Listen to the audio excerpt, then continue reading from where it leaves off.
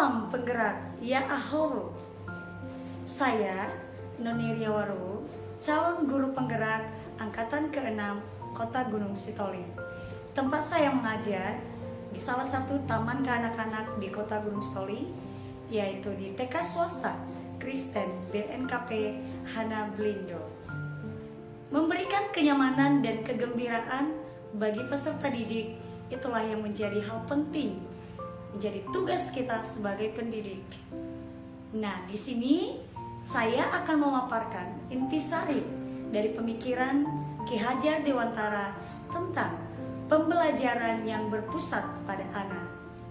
Tapi sebelumnya, tahukah kita siapakah KHD itu?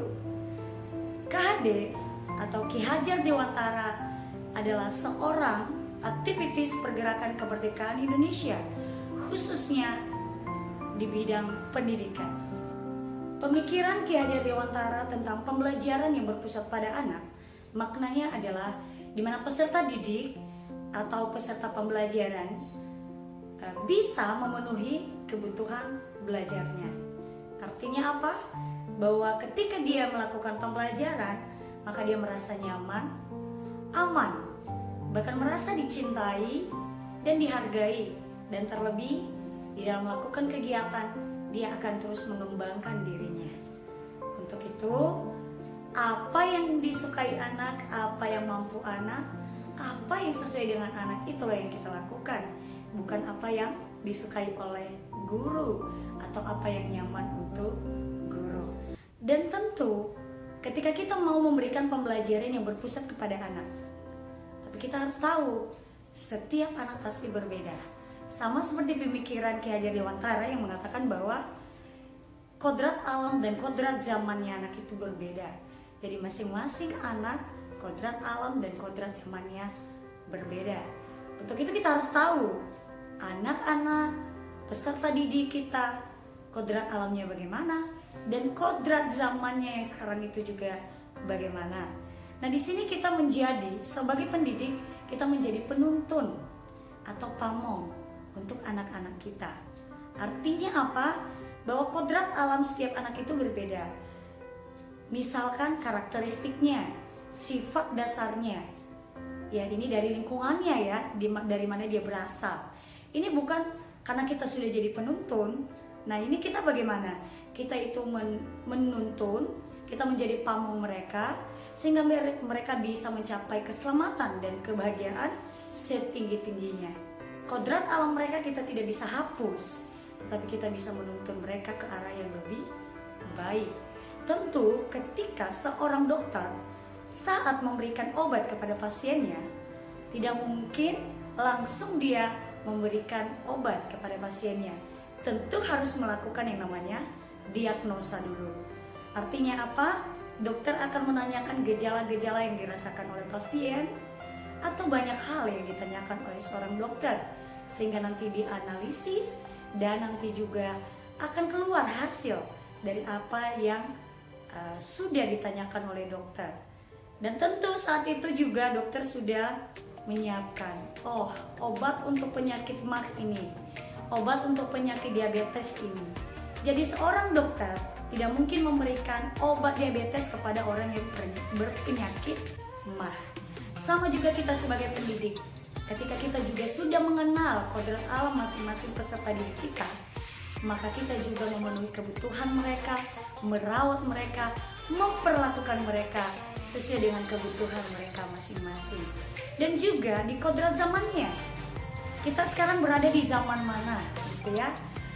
Kita menuntun anak untuk menerima, bahkan mengetahui zaman perkembangan yang sedang ada di saat ini.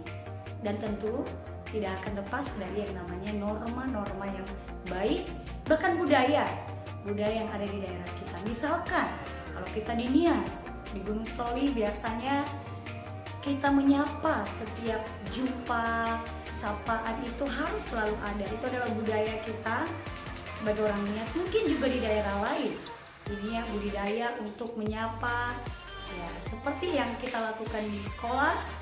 Setiap pagi pulang sekolah juga seperti begitu. Dan bahkan di momen-momen tertentu, budaya-budaya di daerah kita juga kita akan ajarkan kepada anak-anak supaya dalam mengikuti perkembangan zaman juga boleh, tetapi budaya-budaya kita juga kita harus lestarikan. Ya. Jadi konsep dan pemikiran KHD ini sangat penting sekali menjadi contoh untuk bisa kita melakukannya dalam setiap pembelajaran kita di sekolah kita masing-masing. Di mana dalam pemikirannya ada 3 juga trilogi pendidikan yang disampaikan, bahwa ada yang katanya ing ngarso sum tulodo, artinya yang di depan menjadi teladan, ing madyo mangun karso, di tengah memberi semangat, dan tuturi handayani, yang di belakang memberi dorongan. Jadi sebagai pendidik, marilah kita senantiasa menjadi pendidik yang memberikan pembelajaran kepada anak-anak, sehingga pembelajaran pun bisa terarah dengan baik. Sebelum saya selesai memaparkan tentang pemikiran KHD, pembelajaran yang berpusat pada anak, ada beberapa hal yang mau disampaikan anak kepada kita. Ilustrasinya seperti begini, bahwa seorang anak pasti ada yang lemah, seorang anak pasti ada juga yang kuat, ada yang bisa dan ada yang tidak bisa. Tapi mereka memerlukan seorang penuntun, yaitu kita sebagai pendidik. Mereka butuh semangat, yaitu dari guru. Tidak usah indah suaranya, namun ramah senyumnya. Tidak usah cantik parasnya, namun menarik pribadinya. Tidak usah tegap badannya, namun lembut hatinya. Tidak usah cantik bajunya, namun tulus hatinya. Agar ketika mereka menangis, kita bisa merangkul mereka. Ketika mereka tidak bisa, kita bisa membuat mereka bisa, mengajarkan mereka. Dan ketika mereka sukacita gembira, kita pun merasakan hal yang sama. Mereka adalah manusia biasa, untuk itu mari kita menghargai mereka. Demikianlah yang bisa saya paparkan mengenai tugas demonstrasi kontekstual modul 1 tentang pemikiran KHD, pembelajaran yang berpusat pada